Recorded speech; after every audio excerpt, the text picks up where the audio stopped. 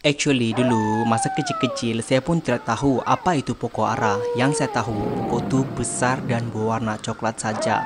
Jadi disebabkan fobia selepas kejadian tu, bila saja nampak pokok besar, saya assume mesti tempat tu berhantu. Pokok ara ini sebenarnya sangat misteri dan ianya boleh klon suara dan juga rupa orang. Hey, hi guys, what's up? Oke, kembali lagi anda ke dalam channel saya, iaitu Wells Official Channel. Tentunya sesuatu channel yang sentiasa memberikan anda maklumat baru berkenaan dengan fakta, konspirasi, mitos dan sesuatu yang bersifat historical. Oke, actually ada orang request saya untuk membuat sesuatu video yang seram. Oke, tanpa bacot-bacot lagi, saya pun buat satu video yang seram. Dan ini adalah video pengalaman diri saya sendiri. Dan video ini berkisarkan tentang misteri pokok ara. So bagi mereka yang pernah mendengar misteri-misteri berkenaan dengan pokok ara, pasti tahu apakah misteri tersebut. So dalam video ini saya akan ceritakan anda 3 misteri yang berkaitan dengan pokok ara. So pastikan anda mendengar cerita seram ini sampai Okey, untuk pengetahuan, pokok ini terdapat di seluruh kawasan tropika dengan beberapa spesies yang tumbuh di kawasan iklim sederhana hangat. Bercerita mengenai pokok ara ini, rupanya bukan saya seorang saja pernah mengalami benda-benda seram, tapi rupanya banyak orang lagi. Kalau tidak percaya, cuba kamu tengok perkongsian di blog-blog ataupun mana-mana media sosial. Mungkin ada orang cakap benda itu mitos, tapi kalau yang pernah mengalaminya, confirm korang baru tahu. Even kita ada kepercayaan sama ada yang muslim, non-muslim, atau kepercayaan-kepercayaan lain, pasti percaya bahwa jin itu ada. Kita masuk ke cerita dia. Apa yang boleh saya cakap, misterinya pokok ara ini kerana hantu dia boleh klon suara dan wajah orang lain sama ada kawan ataupun keluarga kita. Dan bagi saya, makhluk ini sangat hebat dan dia tahu apa yang akan berlaku in future. Maksud saya, dia macam boleh membaca fikiran kita dan membuat kita terpedaya. Betulkah? Sebelum saya kongsikan pengalaman saya dan orang lain yang pernah mengalaminya, saya kongsikan dulu pengalaman diri saya sendiri. Waktu itu saya baru saja berumur 7 tahun, tinggal di kawasan kampung. Jarak dari bandar ialah sejauh 15 km. Masa itu kami ada tanam padi dan keledek, yang mana jauh dari kawasan rumah kami. Kami memang tanam di tempat yang jauh sebab di kawasan rumah kami itu adalah terhad untuk penanaman dan selalu saja kena banjir. Sebelum lalu di kawasan tempat kami tanam keledek dan padi itu, kami akan melalui satu buah rumah dan yang tinggal di rumah itu adalah sepasang suami isteri yang sudah berumur. Dan di rumah itulah terdapat satu pokok ara yang besar. Ya serius, masa itu saya pun tidak tahu sama ada pokok ara berhantu ataupun tidak. Langsung tidak tahu apa-apa sebab mungkin masih budak lagi. Okey, biasanya sebelum kami balik bersama mak bapak dari kebun tu, kami mesti akan singgah dulu di rumah nenek dan datuk tu dulu. Diorang akan bawa lepak di bawah pokok tu. Jadi perkara yang biasa mesti diorang buat ialah ramai-ramai ataupun orang Sabah panggil aramaiti. Kami ni pula yang budak-budak selalu naik pokok tu. Pokok tu memang besar tapi rendah dan bercabang. Lagi-lagi masa kecil memang kami ni sangat campin naik pokok. Waktu tu memang tidak ada rasa apa-apa pun sebab sewaktu bersama dengan nenek dan datuk tu memang tidak ada apa-apa kejadian. Dipendekkan cerita, masa tu saya dengan kakak saya berjalan mau pergi tengok mama dan adik-adik saya yang lain di kebun tu. Sebab kami berasa pelik. Jam sudah 5.30 petang tapi mereka belum lagi sampai di rumah. Jarak kebun tu dari rumah kami adalah kira-kira 3 km dan ambil masa berjalan kaki selama 20 minit. Bagi kami masa tu okey juga berjalan kaki sebab kawasan tu pun hutan juga kan.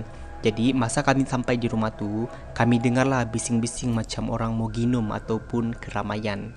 Dengan muka happy, kami pun pergilah tengok di sana bawah pokok yang memang tempat biasa diorang berkumpul. Lepas sampai sana, air kosong, langsung tidak ada orang. Padahal tadi dalam jarak 15 meter macam tu, dengar pula bising-bising, dengar ketawa semua dan dengar bercakap-cakap. Tapi sekarang kosong. Lagipun di sekitar kawasan tu semak. Jadi kena dekat dulu baru boleh nampak orang. Dalam fikiran kami, takkanlah dorang bersembunyi pula. Kedengaran suara tu memang sangat jelas. Kami memang yakin mereka punya suara. Lagipun di tempat tu cuma ada satu buah rumah saja dan dikelilingi hutan. Beberapa minit kemudian, kedengaran suara dari arah rumah. Di sana mula berasa pelik. Kenapa tiba-tiba suara dorang cepat betul berpindah dari kawasan bawah pokok tu terus ke rumah. Padahal kami tidak nampak pun dorang lalu pergi ke rumah tu. Lepas tu dengar suara bercakap dari arah rumah dan ianya dalam bahasa dusun. Hello, hanggang di kayu. Yang bermaksud, "Ui, kamu mau pergi kemana tu?" Jadi dengan selamba kakak saya menjawab, "Cari mama saya, dorang ada sana kah?" Dan dia balas balik, Oh, Aisyah, semudun aku ti. yang bermaksud tiada. Saya satu orang sahaja di sini. Suara tu 100% milik atuk tu. Habis dia bercakap, terdengar satu suara. Woi, kamu mau pergi mana tuh? Baliklah kamu. Lepas tu kami berasa kebingungan. Suara itu sangat jelas mirip suara mama saya. Dan pada masa yang sama, kami terdengar lagi suara adik-adik saya yang lain. Macam diorang sebut-sebut nama kami masa tu. Kami pun tidak berasa puas hati. Dan kami cek di rumah tu dan ianya berkunci dengan mangga. Jadi saya dan kakak saya pun kelilinglah rumah tu. Manalah tahu diorang sembunyi di belakang rumah atau mana-mana kan. Siap pusing-pusing rumah, kami pun tengoklah atas pokok. Manalah tahu diorang minum di atas pokok. Tapi langsung tidak menjumpai apa-apa. Suara semakin jelas. Dan niat kami masa tu dengan kakak saya memang semakin berkobar-kobar lah untuk mencari di mana keberadaan mereka. Saya pun masa tu memang tidak ada rasa takut apa-apa. Dalam pikiran saya, oh, dorang kasih main-main je ni. Lepas kami dah penat mencari suara tu, langsung tidak jumpa. Dan tiba-tiba kakak saya tarik tangan saya dan membawa saya lari daripada kawasan tu. Sampai selipar sebelah saya tertinggal lagi dan kira mau ambil lagi. Tapi keadaan masa tu dah gelap. Jadi kakak saya terus bawa saya lari. Di situ saya sudah merasa takut. Saya takut bukan hantu, tapi mungkin kakak saya ternampak orang jahat. Lagi-lagi masa tu musim pengait ataupun orang memotong kepala untuk buat jambatan. Kira-kira 1 kilometer lebih dari tempat tu, kakak saya cakap dengan muka pucat yang tidak berdarah. "Kau nampakkah pokok besar tadi tu? Di situ memang ada hantu tu," dengan nada yang serius. Kakak saya actually pertama kali pergi ke sana dan dia sangat terkejut bila nampak pokok besar tu. Mungkin dia pernah kena cerita yang pokok-pokok macam tu memang berhantu. Dan kami pun balik. Jadi setiba kami di rumah, kami sangat terkejut. Yang mana mama saya baru siap masak dan adik saya pula baru siap mandi. Kami pun menceritakan hal yang sebenar. Dan mama saya bagi tahu yang tuan rumah tu sekarang pergi tempat anak dia. Jadi sekarang masih belum balik lagi. Sangat meremang bulu roma. Sampai sekarang tidak boleh lupa cerita tu. So, itulah pengalaman pribadi saya sendiri yang saya sangat tidak boleh lupakan sampai sekarang. Okey, cerita seterusnya adalah pengalaman kawan saya sendiri. Kisah seram ini berlaku dan hampir-hampir saja mereka sekeluarga mahu berpindah. Mak bapa dia ni sudah lama bercerai. Diorang cuma akan balik kampung bila ada kelapangan waktu cuti. Actually, bapa dia beli rumah tu dari seorang Cina yang telah bankrupt. Padahal sebab utama kerana tidak tahan di rumah tu, asyik kena kacau saja. Dan itulah alasannya dia menjual rumah yang besar dan murah. Sebelum tu pun kontraktor ada bagi tahu yang tempat tu macam berhantu dan seram. Mungkin dia ada terkena kot, tapi dia taklah cerita details kepada kawan saya tu. Kisah seramnya bermula yang mana pada setiap jam 11 saja mesti ada benda pelik yang akan berlaku. Pada masa tu kawan saya dan adik-adiknya dah ambil tempat masing-masing di bilik dan bersedia untuk tidur. Cuma dia dan abangnya saja masih berada di ruang TV sambil melayan movie. Malam itu kawan saya dan abangnya macam merasa tidak begitu selesa, tapi satu bunyi yang menarik perhatian mereka yang mana secara tiba-tiba bunyi pintu. Dorang pun tengoklah di atas tangga. Kawan saya melihat ayahnya melangkah turun tangga dan lalu ke dapur. Tapi masa ayahnya turun tu, mereka cuma nampak bahagian belakang badan dia saja. So, tanpa syak apa-apa, mereka pun sambung melayan hiburan tu. Okey jap. Sebelum tu, tutup jendela, matikan lampu, pasang earphone dan baru nikmati cerita ini. Selepas setengah jam kemudian, mereka mula merasa hairan. Actually, apabila masuk semula ke bilik, ayahnya mesti melalui kawasan ruang tamu tempat diorang tengok TV tu. Tapi mereka pelik kenapa ayah mereka terlalu lama di dapur. Entah kenapa kawan saya tu rasa tak sedap hati. Muka abangnya pun dah lain macam. Sekejap-sekejap dia toleh ke dapur, sekejap-sekejap toleh ke arahnya. Lepas tu abangnya suruh dia naik atas, periksa bilik tidur ayahnya. Tapi dia pelik juga, kenapa abangnya tidak suruh dia periksa dapur. Dia pun turutkan saja. Apa yang dia nampak dalam bilik ayahnya malam tu memang membuat mukanya pucat tak berdarah. Dia nampak ayahnya tidur, nyenyak dan tengah berdengkur lena. Terus dia kejutkan ayahnya dan ayahnya terkejut lalu bangun. Lepas tu dia cakap sama ada ayahnya ada turun ke dapur ataupun tidak. Ayahnya menjawab, dia dah lama tertidur dan kalau haus dia memang disediakan air di bilik sebab tidak larat untuk ke dapur. Dia pun memang tahu yang ayahnya tu tidak suka ke dapur, lagi-lagi sekitar waktu macam tu. Keesokan harinya, abangnya pun turut menanyakan hal yang sama dan ayahnya tetap memberikan jawapan bahwa tidak pergi ke dapur sama sekali pada waktu tu. Pada hari berikutnya, kejadian yang menyeramkan juga berlaku. Macam biasa waktu tu kawan saya dan abangnya masih belum tidur lagi. Tiba-tiba terdengar suara-suara bising di bilik. Lalu dia pun terus menuju di bilik untuk menyuruh adik-adiknya tu tidur. Tapi bila sampai ke atas, keadaan bilik gelap dan ternyata dua-dua adiknya itu sedang tertidur lena. Lihat bilik ayahnya pula pun sama, tertidur lena. Jadi dia beranggapan positif.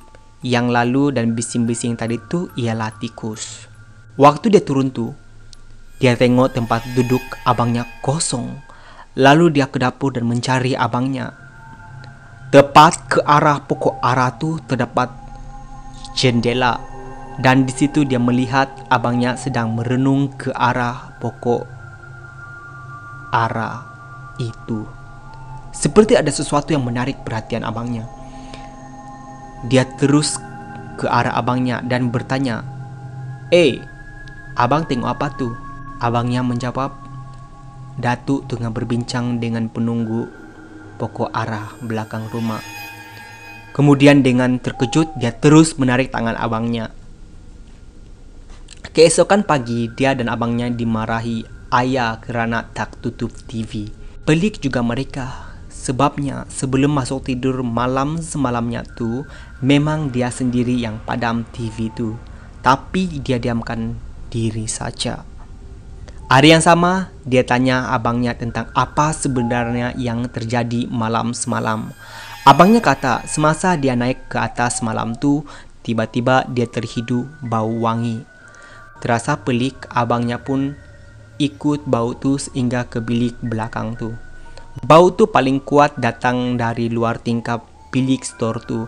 Kata abangnya, dia seakan-akan terdengar suara datuk sedang bertengkar dengan seseorang di bawah pokok ara itu.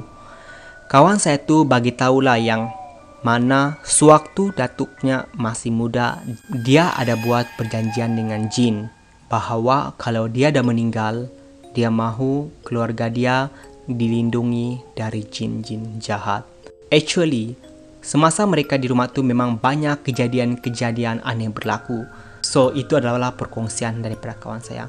Satu lagi cerita, dan ini adalah perkongsian orang lain berkenaan pokok ara yang membuktikan atau menguatkan lagi fakta bahawa sememangnya pokok ara itu berhantu. Tidak semualah, ada certain sahaja.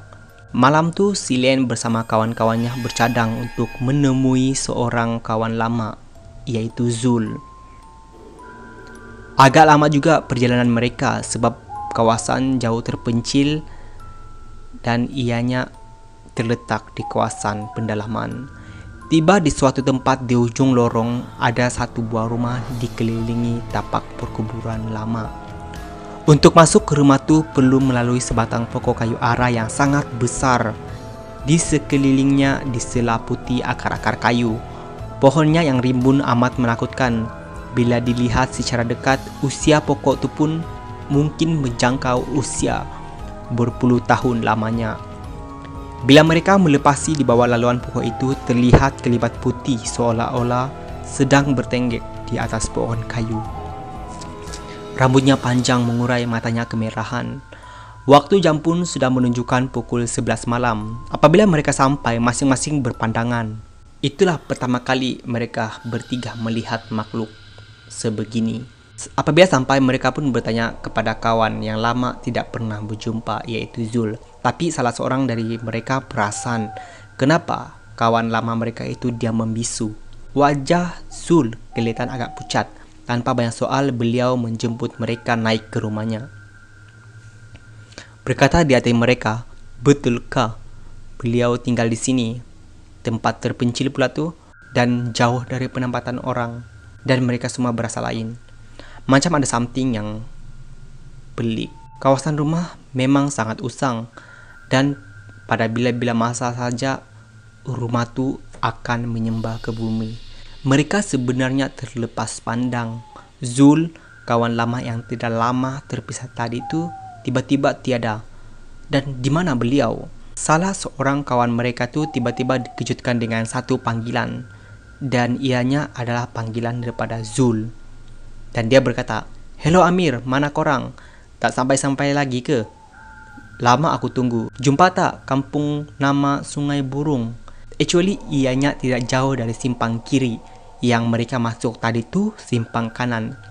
Habis, siapa yang sambut mereka tadi? Dalam masa tu terdengar suara mengilai tertawa di sekeliling rumah tu. Tanpa banyak kata dan rasa ketakutan yang teramat, mereka bertiga cepat-cepat berlari keluar, meluru terus ke kereta yang mereka bawa tadi. Selepas masing-masing masuk dalam kereta, rumah yang mereka singgah tadi lesap hilang. Yang tinggal hanya tanah perkuburan lama dikelilingi hutan. Jantung mereka berdegup kencang. Di fikiran mereka hanya fikir untuk keluar dari tempat puaka tersebut. Sebelum melepasi pokok ara, suara mengilai semakin dekat mengejar mereka. Salah seorang kawan yang di tempat duduk belakang sempat melihat makhluk putih bermata merah terbang mengikori mereka dari belakang. Bau busuk seperti bangkai menusuk ke hidung semakin kuat dan hampir. Apabila mereka lepas saja dari pokok ara, makhluk itu terus hilang. Tetapi dalam samar-samar mereka melihat yang ia sedang bertenggek di pokok ara sambil melambai-lambai tangan. Ini adalah kejadian pengalaman yang paling ngeri yang pernah mereka lalui. Keesokan harinya, mereka menceritakan hal itu kepada Zul. Beliau tersenyum dengan penuh makna dan sinis. Rupanya kejadian begitu kerap terjadi pada orang lain.